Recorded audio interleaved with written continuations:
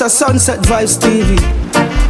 Raw. So we're there again with the second half with the Honorable Andrew Holness a swearing.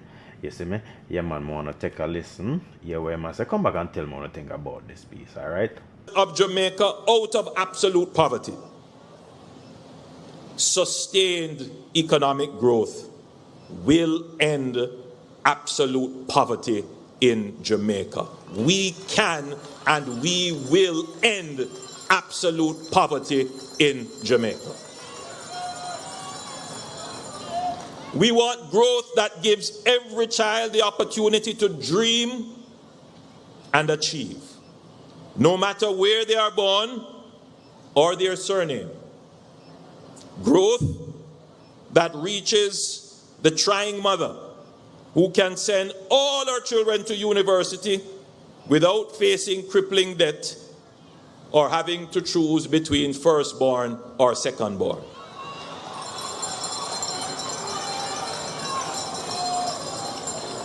Growth that reaches the farmer who now has reliable irrigation, storage, and a market for his produce. Growth that strengthens our healthcare system, which in turn keeps our people well and productive.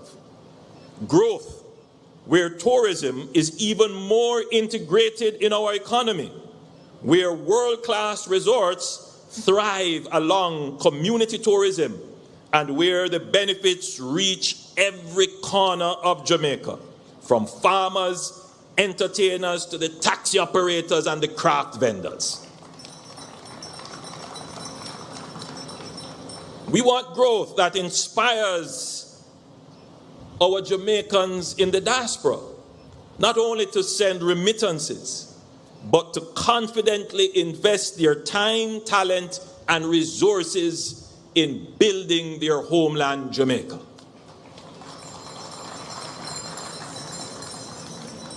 We are a small nation,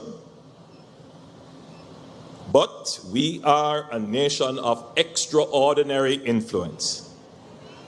Few countries of our size can claim the global reach that Jamaica enjoys. Our athletes dominate the biggest stages. I want to acknowledge Oblique, Kishane, Tina, Orlando, Tyler, and all the members of the Jamaican contingent who participated in the World Athletic Championship. And I also want to make a special acknowledgement of Shelley and Fraser Price, who carried the Jamaican flag with dignity and excellence. Our music echoes in every corner of the world. Our scholars and professionals carry the Jamaican flag into university, boardrooms, and institutions across the globe.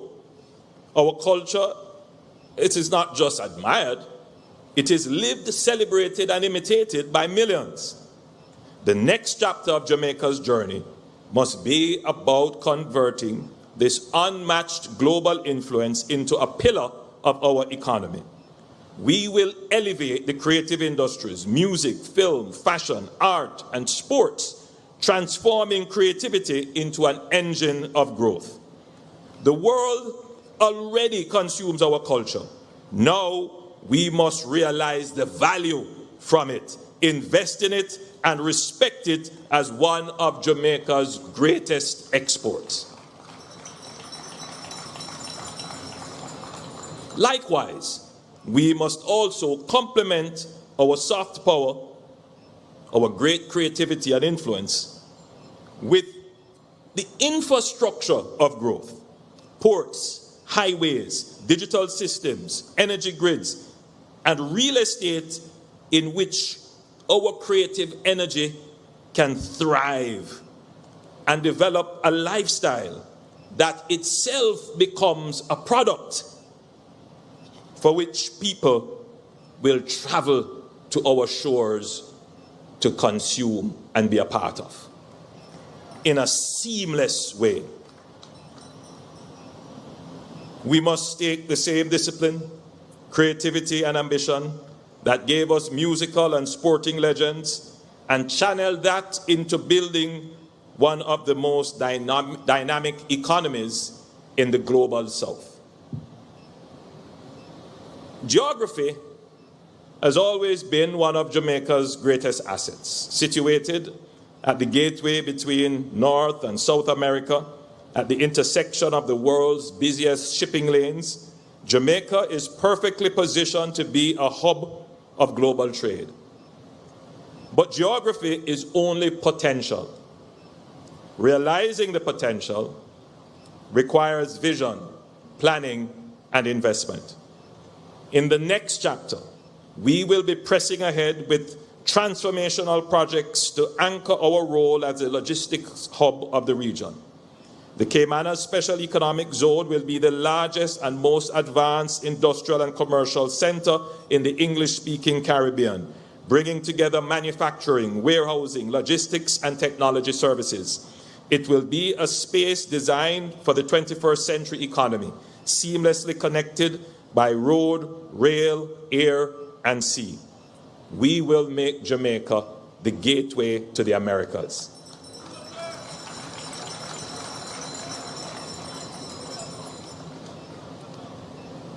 Ultimately, Jamaica's economic future must be about human capital development and technology creation. We must ensure that our young people, creative, tech-savvy, and ambitious, are equipped to lead in the global digital economy. It is estimated that 70% of the Jamaican economy depends on services. This means that the value created is intrinsic to the individual effort, knowledge, skills, creativity, and attitude. If the economy is to grow beyond its current trajectory, there must be a widespread and general increase in the productivity of individuals, as well as the systems and technology which they are paired with in production. This next chapter must see a laser focus on education and training of our current labor force and the generation to come. Through our education system, we must create a Jamaican that is pro-social, pro-growth, pro-technology, innovative, emotionally regulated, and more productive. This is imperative. But growth also depends on how government itself works. For too long, bureaucracy has frustrated investment, slowed innovation, and drained productivity. Too many Jamaicans know the feeling. Endless forms, long lines, and red tape that stand in the way of progress. Of even greater concern is that inefficient systems breed and provide an incentive for corruption. That is why we have developed the Speed, Streamlining Processes for Efficiency and Economic Development program. This is our commitment to cut red tape, to remove unnecessary obstacles, and to ensure that government is not a barrier to opportunity, but a platform for success. Through Speed, permits will be faster, licenses simpler, and services more transparent. By digitizing transactions, streamlining approvals, and using technology to eliminate delays, we will unleash productivity across the economy. This will also peel away the layers of inefficiency and lack of networking that hampers anti-corruption efforts. A modern economy demands modern government. Jamaica cannot afford to be slow when the world is moving fast. With Speed, we are building a public sector that moves at the pace of our ambition, a government that matches the energy and creativity of the Jamaican people, who are the fastest people in the world. But my fellow Jamaicans, economic progress alone will mean little if our society is torn apart by violence. Yes, we have brought homicides down to levels not seen in decades. But too many of our children still grow up in communities where violence is normalized. Too many families are scarred by domestic abuse. Too many young men are recruited into gangs, and too many women live in fear. We must go beyond fighting crime to fighting the culture of violence itself. That means strengthening families, rebuilding respect for authority, restoring civility, and teaching our children discipline and responsibility. It means our education system must not just impart knowledge, but also values. However, it is not only our schools, our churches, the business community, or the security forces. Indeed, this requires a partnership of the whole society to prevent violence and move Jamaica towards true and sustained peace. My administration will mobilize this effort, and I believe the challenge of social violence should be taken out of the political space and treated as a matter of national interest. This is also imperative, and I will be reaching out to the leader of the opposition to work out how we can, as a country, unite against violence.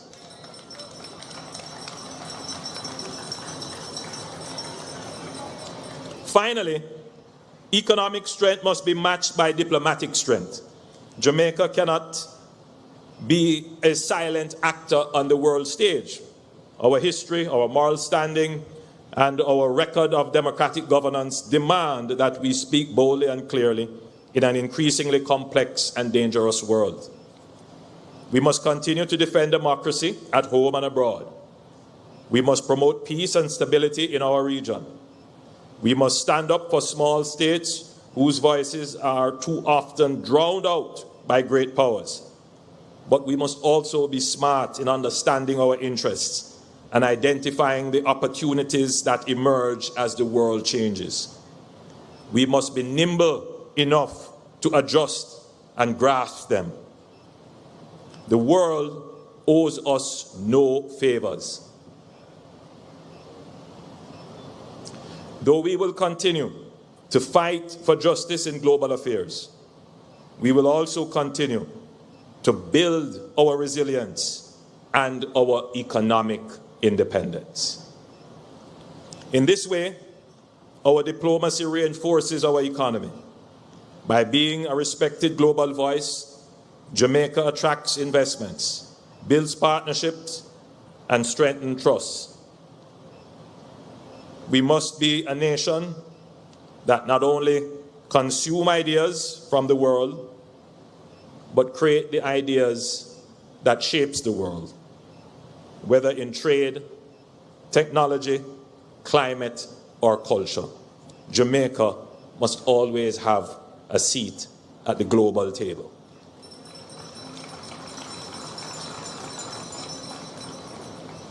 The task before us is not small, but then again, Jamaica has never been defined or limited by size.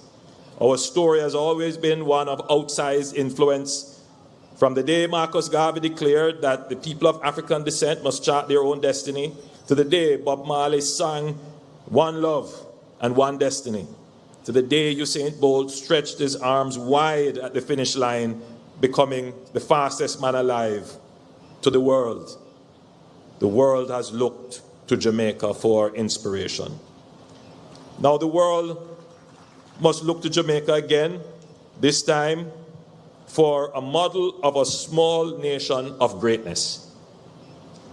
A nation that is the hub of logistics and trade, a nation that is powered by clean energy, a Jamaica that is digitally advanced and globally connected, a Jamaica that speaks with moral clarity on the world stage. Our destiny is greatness, and with discipline, innovation, and unity, we will achieve it. My fellow Jamaicans, there are those who say, Prime Minister, you have achieved so much, you have nothing left to prove. It is time to hand over the baton. I hear you, I hear those voices, but I also hear another voice. The voice of Jamaica itself. The voice that says we are not yet where we need to be. The voice that says we are destined for more. The voice that says our children deserve to inherit not just hope but opportunity, not just survival but success, not just resilience but prosperity. This term is not about me proving that we can build. We have already proven that. There is much more to build, and I am here to build it.